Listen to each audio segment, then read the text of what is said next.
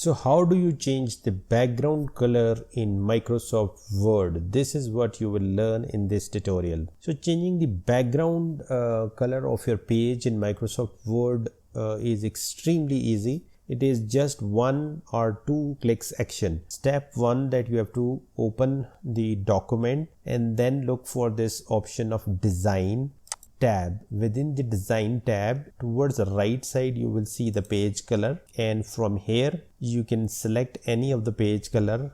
Like as you can see that I have selected this page color, and now the whole page, or for that matter the background color of your whole document will change. And in case if you want to insert a picture as a background of your page, again you need to click this and then go to fill effects. Here you will have the option of selecting these textures which are built in within the Microsoft Word. Otherwise you can click these patterns also, which will be inserted in your page background. Or lastly, so to insert a picture, you can click this picture tab, then click select picture. You will be given few options, that whether you want to search the Bing, you want to browse your OneDrive, or you can browse or upload from your computer. So you can browse your picture from your PC, click that and click insert. It will be shown here, and you can just click OK, and that picture will be inserted as a background of your whole document. How can you reverse the